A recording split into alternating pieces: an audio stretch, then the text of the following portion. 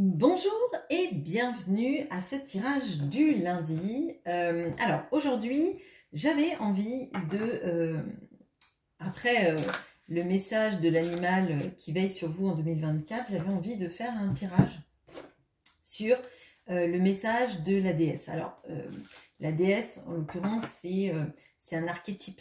C'est l'archétype de différentes déesses. C'est l'oracle déesse et sirène de Stécie Desmarco.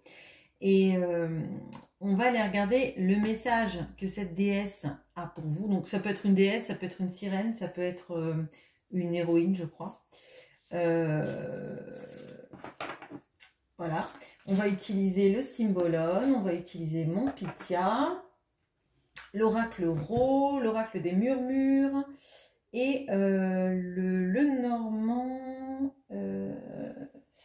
Excuse-moi. C'est le Hopping Soul, le normand, qui est une auto-édition et c'est de Ricardo Fonseca. Il est très onirique, donc je pense que là on a une belle connexion avec le monde des déesses, des archétypes. Ok, bon. On a Kuan Yin qui vient de tomber avec la compassion. Donc là, il y a un message général pour vous, c'est d'avoir de la compassion envers vous-même, alors envers autrui bien évidemment, mais en premier lieu, la compassion, elle est vers soi-même. Une fois qu'on est dans la compassion vis-à-vis de soi-même, il est beaucoup plus aisé d'ouvrir son cœur pour les autres. Alors, vous allez avoir le choix entre 3 groupes, même si c'est un tirage du lundi et que potentiellement vous êtes bien moins nombreux le lundi. On va pas se leurrer, mais j'insiste quand même. J'aime bien faire ce genre de tirage. On est en petit groupe, mais je me dis que les personnes qui viennent le lundi, c'est aussi des personnes qui aiment différentes choses en fait sur la chaîne. Pas forcément que des tirages sentimentaux, même si on peut en parler aussi peut-être dans le tirage d'aujourd'hui. Je trouvais que c'était intéressant. Alors, donc vous êtes peut-être plus amené aussi sur la spiritualité et le développement personnel hein, sur les personnes qui viennent le lundi. Alors, vous avez le premier groupe, vous allez avoir l'opale. Le deuxième groupe, vous allez avoir l'olite. Le troisième groupe, vous allez avoir le lapis lazuli. Alors, je vous laisse choisir le groupe qui vous intéresse. Je vous mettrai en barre de description le timer. Je fais mon pré-tirage avec toutes les cartes. Alors, l'opale. L'olite. Ah, ok. Lapis lazuli, elle a voulu sortir toute seule. Ok.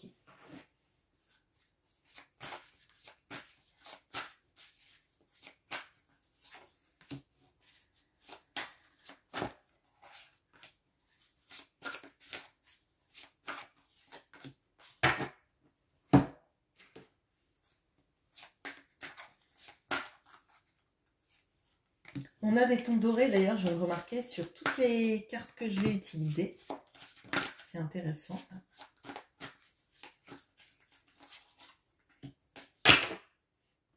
Et après, je pense que je vais ranger je vais ranger le bureau avant de faire le tirage, parce que sinon, ça va être du grand n'importe quoi. Vu la taille des cartes que j'ai pris.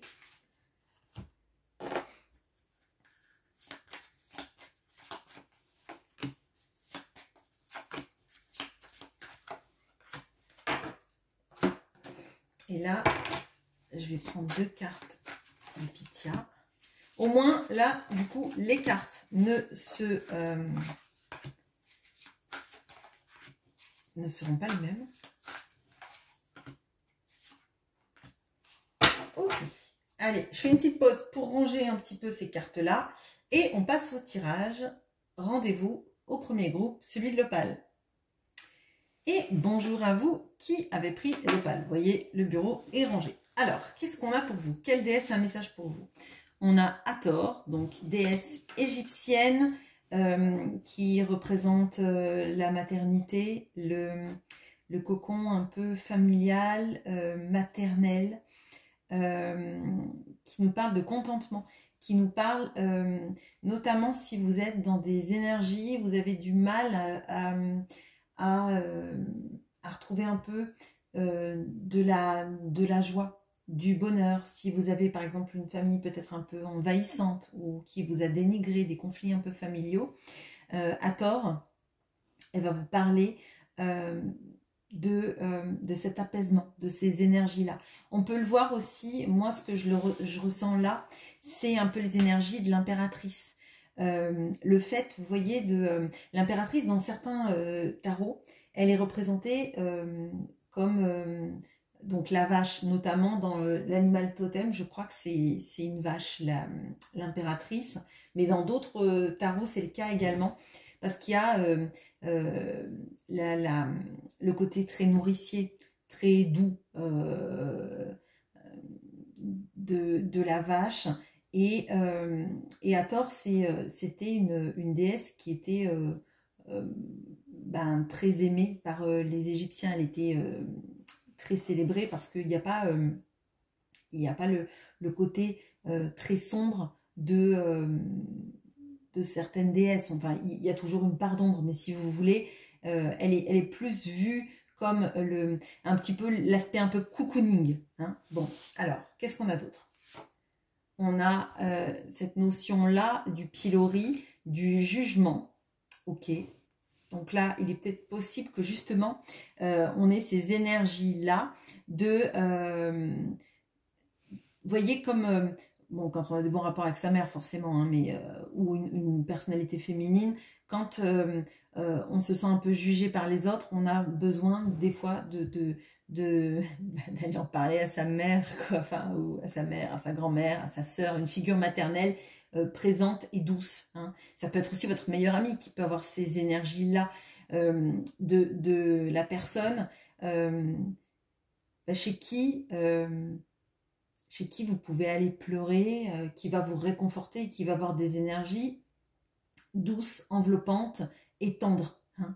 Donc là, peut-être que vous vous sentez jugé, que vous avez l'impression que les gens parlent dans votre dos, que vous avez ces énergies-là d'avoir besoin de réconfort, de tendresse, d'amour, un petit peu comme si vous alliez parler à quelqu'un de bienveillant de votre famille et qui vous prend dans ses bras, qui vous dit ça va aller, vous voyez. Bon.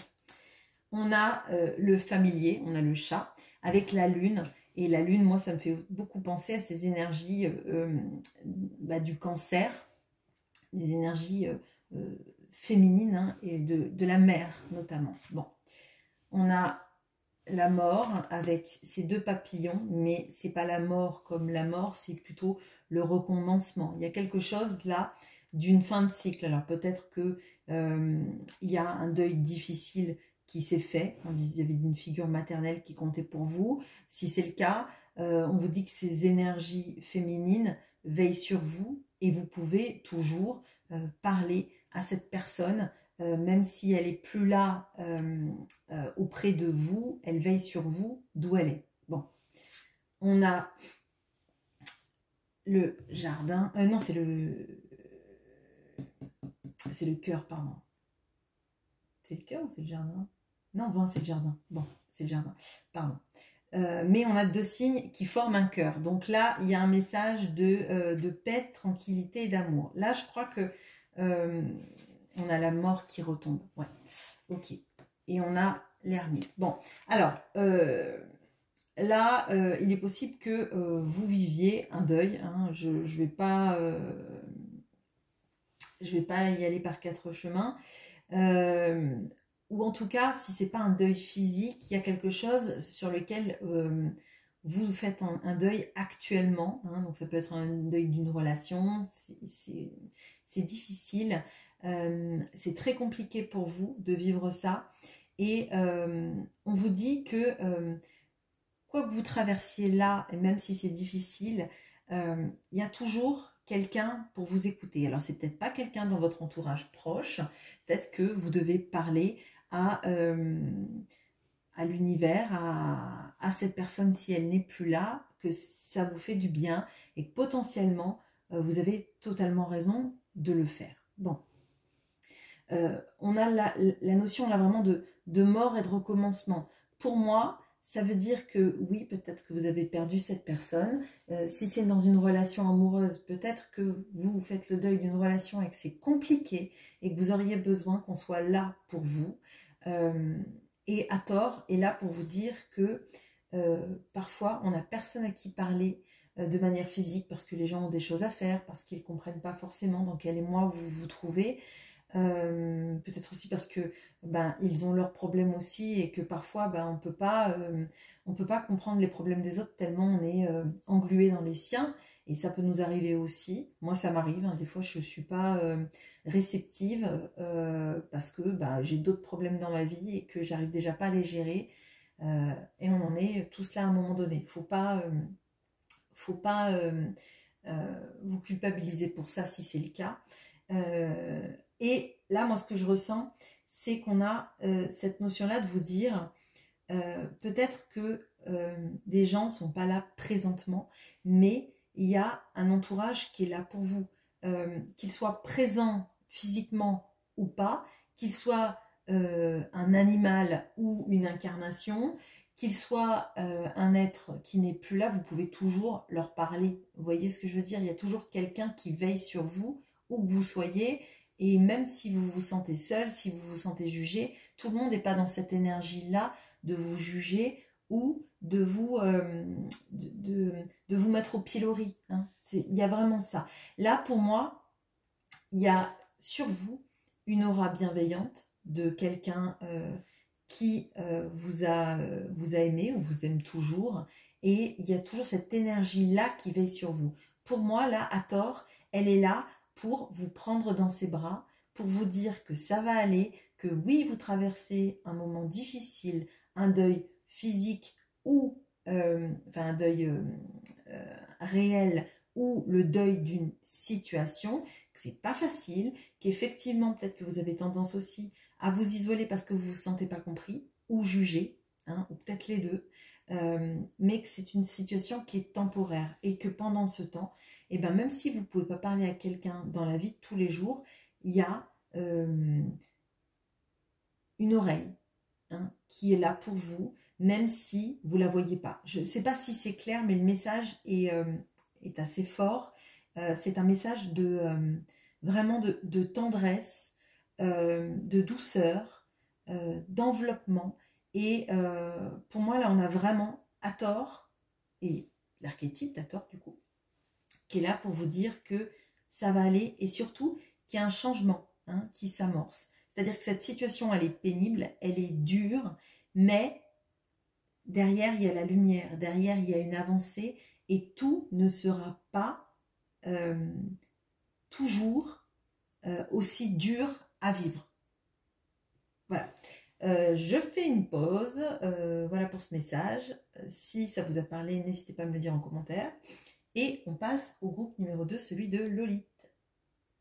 Et bonjour à vous qui avez pris le groupe de Lolith. Alors, quelle est la déesse qui veut vous parler? On a Bastet. Ok, Bastet, la déesse au chat. Alors, qui vous parle de jeu?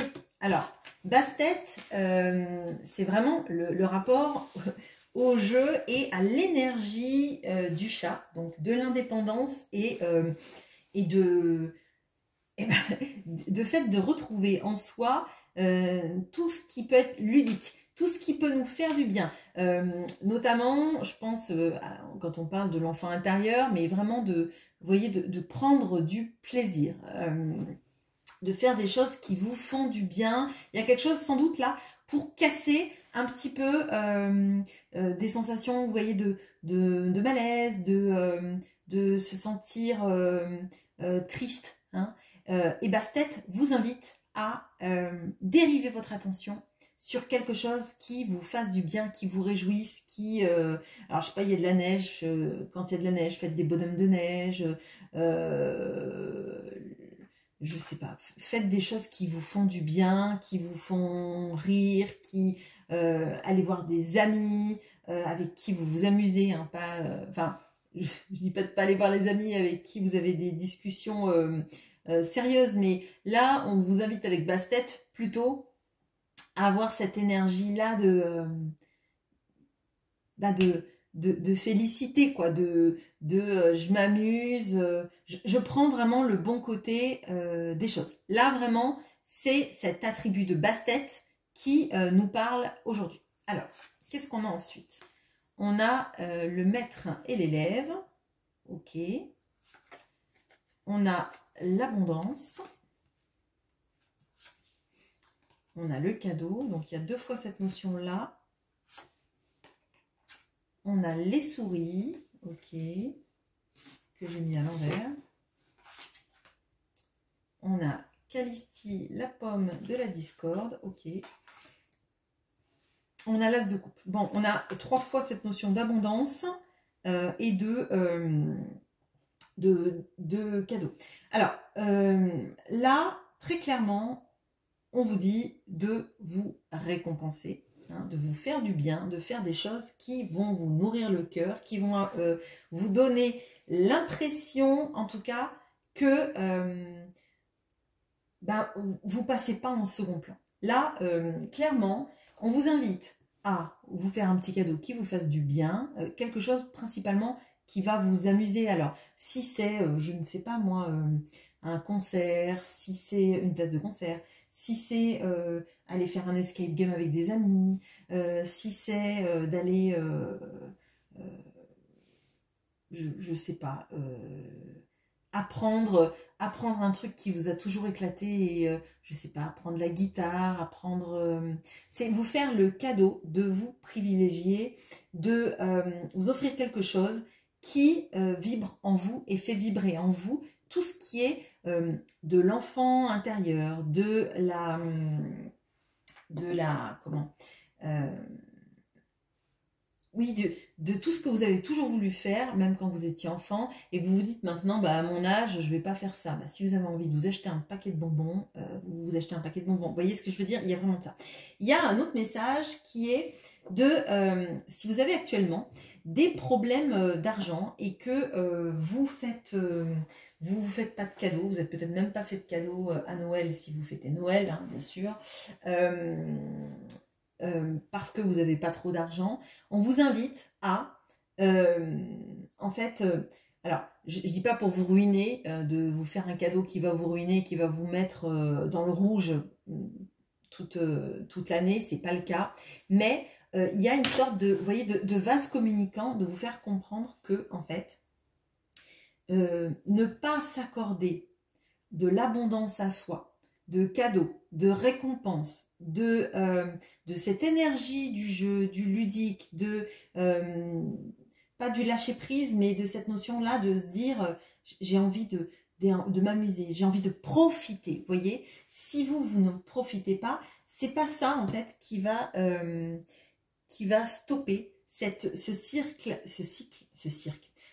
infernal de cette peur de manquer. Vous voyez, là pour moi, on vous invite à vous faire un cadeau. Alors un petit cadeau, quelque chose, mais qui vous réjouisse vraiment et que vous avez vraiment envie d'avoir. Alors bien sûr, si votre rêve c'est d'avoir une voiture qui coûte des milliers et des cents et que vous ne pouvez pas vous le permettre, c'est pas ça que je vous dis, hein. C'est faire quelque chose qui vous fasse plaisir, un petit cadeau, un petit plaisir à vous.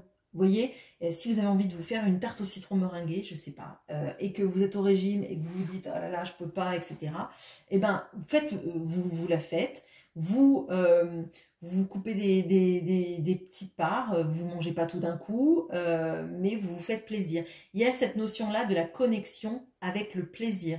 Et pour moi, cette connexion avec le plaisir, avec le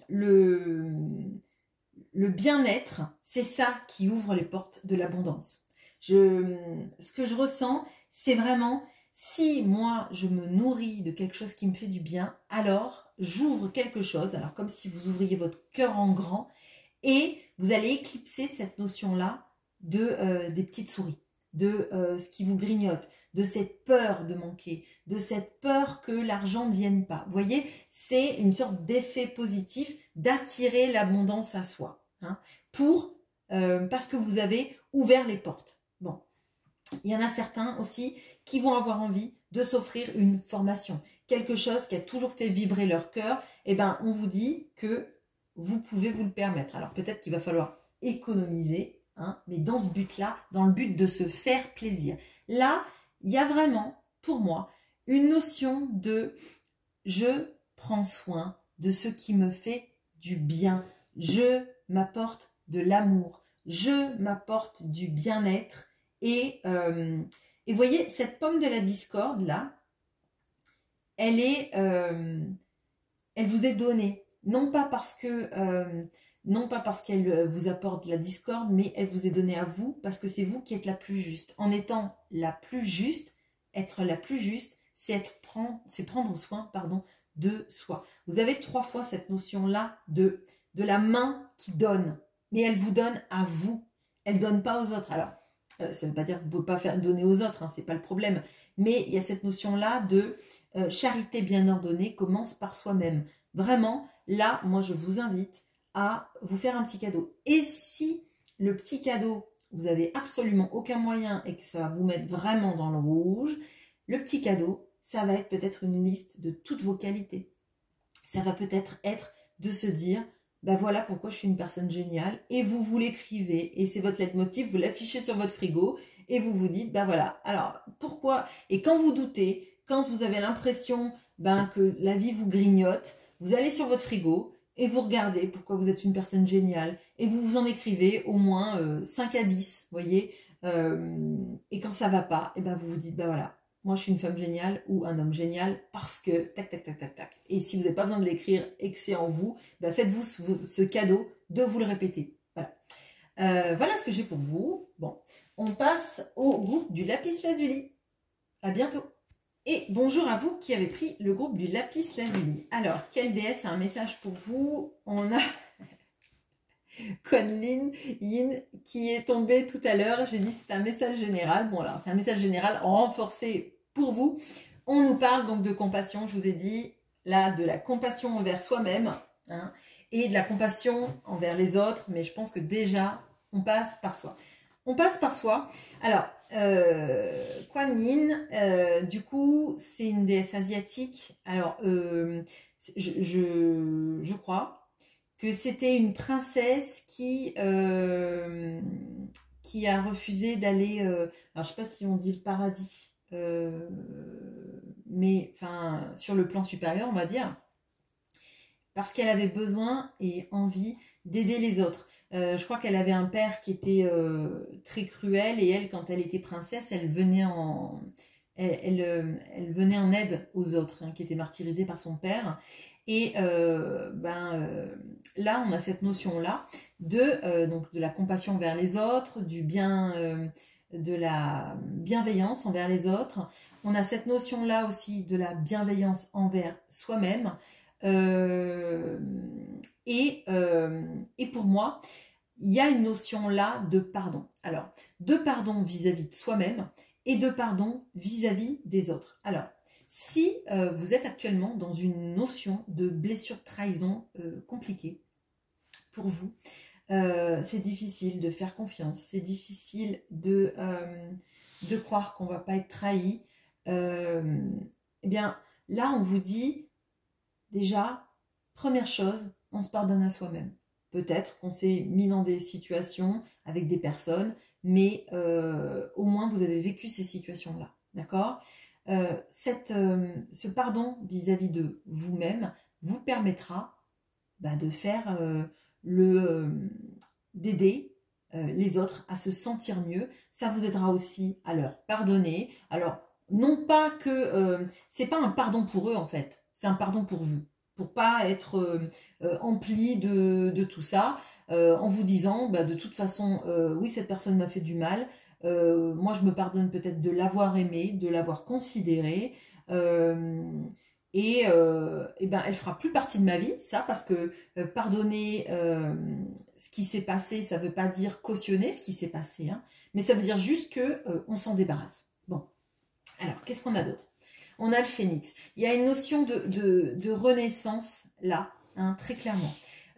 Et pour moi, c'est l'étape. Hein, c'est l'étape de se pardonner, de se mettre dans des énergies de compassion déjà envers soi-même. Ça va générer une vague très positive, un autre vous, j'ai l'impression. Vous voyez, comme se libérer en fait de tout ce qui est mémoire traumatique, de tout ce qui vous a fait du mal, de se dire, voilà, il s'est passé ça, je pardonne, ça ne veut pas dire que j'excuse tout ce qui s'est passé, ça veut juste dire que maintenant, ça ne va pas me suivre ad vitam aeternam et que ma vie, elle est dans un cycle de recommencement, de bien-être pour moi, pour les autres aussi, pas forcément cette personne. Ça, c'est vous qui en jugez, ça dépend de ce qui s'est passé, ça dépend de votre capacité à passer au travers, mais en tout cas, ce qui est sûr, c'est que vous n'allez pas avoir ces énergies-là de « j'ai fait une erreur, ad vitam aeternam ». Ça ne sert à rien, il y a un renouveau. On a le feu intérieur. Avec le phénix, on a vraiment ça, cette notion d'épuration par le feu, cette notion de renouveau intérieur et du feu qui rebrûle en vous, mais le feu de la passion, vous voyez, de s'aimer, hein, de s'aimer soi-même, de se vouloir le mieux, de brûler aussi un petit peu comme, vous voyez, quand on écrit toutes les choses qui vont pas et après on le brûle. On veut plus que ça nous suive, il y a une notion de transition, de nouveau départ, de nouveaux feux qui brûlent, hein, de nouveaux feux intérieurs. On a la noyade, ok. On a l'ours. On a le 10 de bâton et on a le 6 de bâton. Ok. Alors là, très clairement, si vous avez eu une relation où vous vous êtes senti comme noyé sous vos émotions, avec peut-être aussi quelqu'un qui ne vous a pas aidé à vous en sortir, on vous dit vous n'êtes pas noyé, vous avez surmonté ça et rien que pour ça, vous devez être fier de vous. Bon. Il y a une notion aussi d'avoir peut-être aussi porté trop de responsabilités et la responsabilité des autres et vous êtes un peu noyé sous ça. Hein. Avec ce 10 de bâton et la noyade, je peux sentir cette notion-là d'avoir voulu, d'un point de vue émotionnel, sauver et en finir par être complètement épuisé, noyé émotionnellement, hein, par tout ce poids de vouloir sauver des gens qui ne voulaient pas être sauvés. D'accord? Il y a de ça. Et vraiment, pour moi, on a du feu, parce que les bâtons sont le feu, sur 4 cartes. D'accord? On a de l'eau sur 2 cartes et on a la compassion qui est une énergie douce, mais pas aveugle. D'accord? Pour moi, ce feu-là, il sèche tout le trop plein d'eau. C'est-à-dire que l'émotionnel, il en faut, mais tout ce qui est dans vos poumons, hein, tout ce qui est de votre noyade, entre guillemets, émotionnelle, tout ce poids émotionnel que vous avez porté pour sauver les autres, pour les prendre à bout de bras, cette fatigue que vous avez dû ressentir, en fait, ce feu-là, il est là pour vous le sécher, pour l'évaporer, vous voyez, c'est une fin de cycle. Vous avez connu ça, maintenant, vous savez que vous ne pouvez pas sauver des gens insauvables, vous pouvez déjà vous sauver vous-même. Et c'est ça, principalement, ayez de la compassion vis-à-vis de vous-même. Vous ne pouvez pas sauver des gens, c'est pas pour ça que vous n'êtes pas une bonne personne, parce que vous n'arrivez pas à les sauver. Vous en avez trop supporté. Maintenant, l'heure est à prendre soin de vous. Bon. Et l'heure est à le fait de saisir toutes les petites victoires que vous avez dans votre vie en vous disant, ça, j'ai pu le mener à bien, d'accord? Avec la notion de l'ours, la responsabilité, et du 6 de bâton avec la victoire, il y a cette notion-là de célébrer qui vous êtes, ce que vous avez entrepris, ce que vous êtes arrivé à faire. Et Kuan Yin est là pour vous dire que la compassion, elle doit tourner sur toutes les actions qu'on a faites, toutes les actions que vous avez menées à bien, même celles où vous vous êtes noyé à sauver les gens, vous êtes épuisé à sauver des gens qui ne voulaient pas être sauvés, parce que schéma de vie, parce que blessure, parce que peu importe, et de ne pas culpabiliser d'avoir voulu le faire, et au contraire, de se dire, maintenant, je sais que je ne suis pas capable de porter des charges, les charges de tout le monde sur mes épaules. Je sais que j'ai fait des belles choses dans ma vie et ma vie maintenant, avec le phénix, elle redémarre sur des énergies où je ne me mettrai plus dans ces situations-là. Je serai bienveillante, toujours, ou bienveillant, mais d'abord envers moi-même et ensuite, ça se propagera naturellement envers les autres, mais je ne peux pas tellement porter l'émotion des autres, tellement porter les autres sur mes épaules que je me noie. Vous voyez, si on traverse une rivière avec cette charge-là, on est sous l'eau. Si on met moins de charge comme ça, on arrive à faire des allers-retours d'une berge à l'autre, d'aller aider une personne après l'autre, d'aller chercher de la nourriture, etc. Peu importe, d'accord? Là, cette notion de compassion, elle est, je prends soin de moi, je pardonne, je me pardonne d'être allée dans ces schémas-là, je me pardonne de ne pas pouvoir aider tout le monde, je pardonne aux autres aussi d'avoir voulu que je les sauve et finalement de ne pas m'avoir m'avoir laissé les aider, etc. Vous voyez? Mais là, ce que je vois, moi, c'est qu'il y a un renouveau qui arrive dans votre vie avec cette conscientisation-là, avec cette mise en perspective que vous avez fait tout ce que vous pouviez, vous en avez fait trop. Maintenant, vous savez ce qui est trop et ce qui est normal. Et ce qui est trop, c'est ce que vous n'avez pas apporté. On ne peut pas apporter les douleurs des autres, on ne peut pas sauver les autres d'eux-mêmes, on ne peut pas aimer pour d'eux, on ne peut pas être la personne qui passe à la fin de la liste, en fait. Jamais. Voilà ce que j'ai pour vous. J'espère que ce tirage vous aura plu et je vous souhaite un bon lundi. À bientôt.